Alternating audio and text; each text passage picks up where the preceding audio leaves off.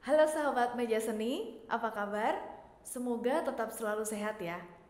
Sebelum kita memulai pembelajaran, perkenalkan saya Agnes Tika. Saya adalah pengajar vokal di Institut Seni Indonesia Yogyakarta dan juga pengajar di Meja Seni. Dalam video kali ini saya akan membahas tentang pernafasan dalam bernyanyi. Yuk ikuti videonya. Sahabat Meja Seni, dari kalian semua pasti sering mendengar ada orang yang bilang kalau bernyanyi itu harus menggunakan diafragma atau biasa dikenal dengan pernafasan perut. Nah, memang teknik pernafasan dalam bernyanyi adalah menggunakan nafas perut atau yang biasa disebut dengan diafragma. Lalu, apa sih bedanya pernafasan perut atau diafragma dengan pernafasan yang kita gunakan dalam kehidupan kita sehari-hari? Nah, sebenarnya kita manusia punya dua pernafasan, yaitu nafas dada dan nafas perut atau diafragma. Bedanya adalah kalau nafas dada, kita bisa melihatnya kalau dada kita ini bergerak naik turun. Nah, seperti ini ya. Seperti kita sehari-hari. Jadi ketika kita berbicara, ngobrol, kita menggunakan nafas dada. Lalu kalau nafas perut, seperti apa sih? Nah, sebenarnya kalau nafas perut itu bisa kita lihat ketika kita berbaring atau tidur. Karena biasanya kita akan menggerakkan perut. Nggak usah dipikirin ya, bisa dicoba sambil berbaring atau tidur. Nah, kalian pasti bisa merasakan kalau perut kalian bergerak naik dan turun. Nah, sebenarnya itu adalah nafas perut. Jadi sebenarnya kita sudah memakai dua pernafasan itu dalam kehidupan kita sehari-hari. Nafas dada dan nafas perut.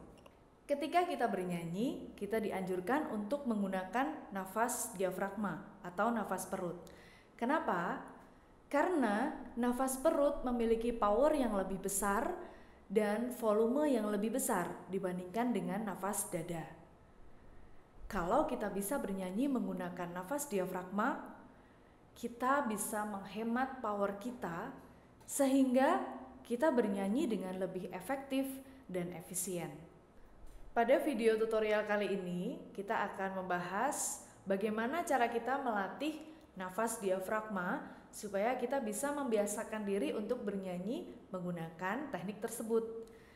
Sekarang kita lihat bedanya dulu. Kalau nafas dada, indikatornya adalah dada kita bergerak naik dan turun. Seperti ini. Ketika saya berbicara ini, saya menggunakan nafas dada. Dada saya naik dan turun. Lalu, nafas diafragma atau perut, indikatornya adalah yang bergerak adalah perut ke bawah. Bagian tubuh kita perut ke bawah. Otomatis dada kita tidak bergerak. Nah, bagaimana kita menyadarinya? Sebenarnya diafragma adalah sekat yang menghubungkan antara rongga dada dan rongga perut. Jadi letaknya adalah di bagian rusuk yang paling bawah. Cara dari diafragma bergerak adalah ketika kita mengambil nafas, kalau kita mengarahkan ke perut, diafragma akan bergerak turun. Otomatis perut kita akan mengembang ke depan, ke samping, lalu akan kita rasakan juga di bagian belakang sedikit. Nah, itu adalah indikator bahwa kita sudah menggunakan nafas perut atau diafragma. Nah, sekarang kita simak ya cara melatih pernafasan diafragma supaya dapat kita gunakan dalam bernyanyi. Teman-teman bisa merasakan diafragma kalian bergerak ketika kita mengambil nafas dengan menghentak. Tiba-tiba ya, jadi hah, hah. Nah, seperti itu. Lalu kalau ingin lebih kerasa, bisa dipegang pinggangnya. Jadi seperti ini.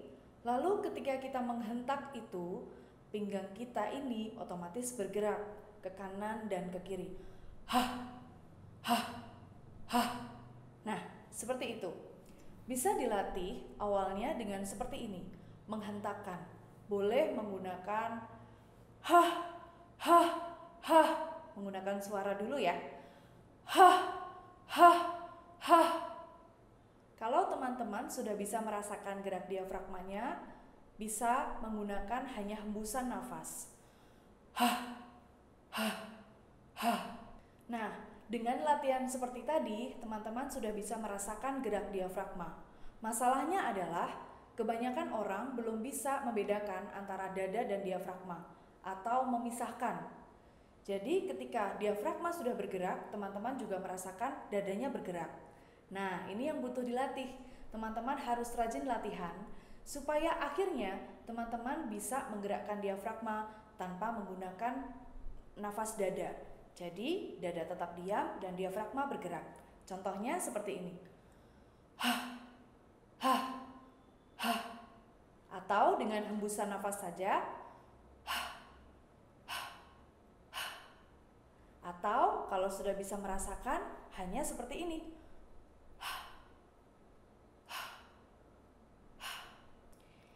Cara pertama untuk melatih diafragma. Teman-teman bisa mulai dengan yang paling basic. Silahkan dipegang pinggangnya masing-masing, lalu mengambil nafas dengan terengah-engah.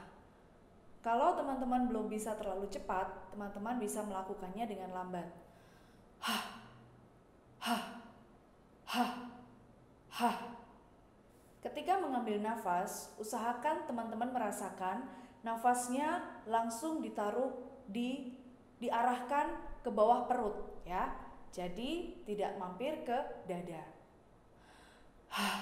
Bukan seperti ini ya. Ini adalah contoh yang salah. Yang benar adalah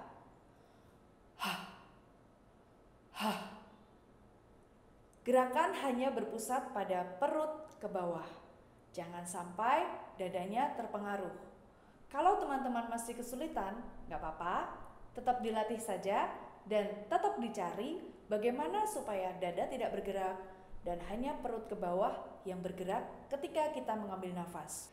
Latihan pertama, silahkan memegang pinggangnya masing-masing dan mengambil nafas dengan pendek-pendek dan menggerakkan perutnya. Hah, hah, hah, hah.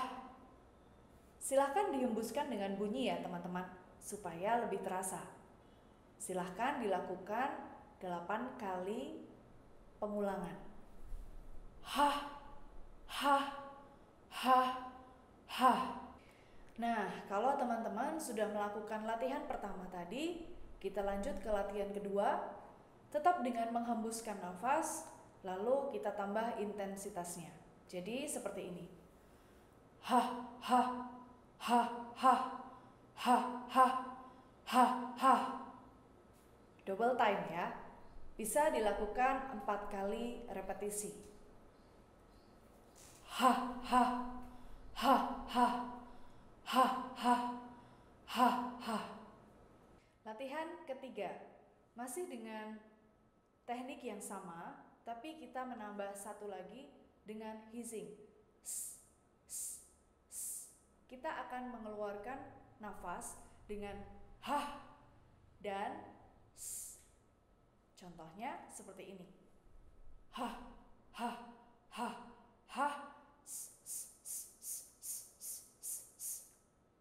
Oke, jadi hentakan hah dilakukan 1 kali dan hissing double time 2 kali. Seperti ini.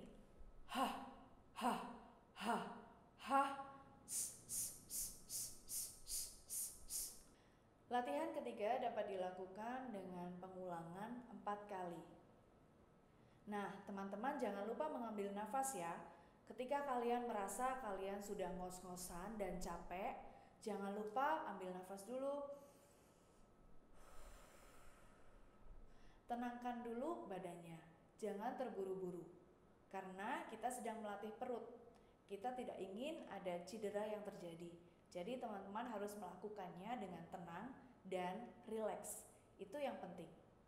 Latihan keempat adalah dengan mengambil nafas pendek dan menghentak. Contohnya seperti ini. Seperti itu ya. Lalu akan kita keluarkan dengan begini contohnya.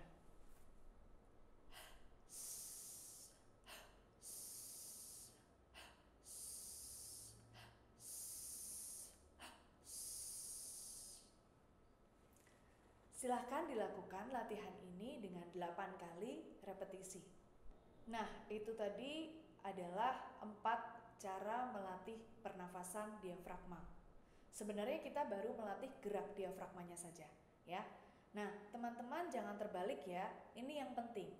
Ketika kita mengambil nafas, perutnya mengembang ke kanan dan ke kiri, ke depan dan sedikit dirasakan di belakang. Jangan sampai ketika teman-teman mengambil nafas, malah perutnya mengempis. Kalau teman-teman melakukan itu, berarti tekniknya masih salah. Saya beri contoh lagi.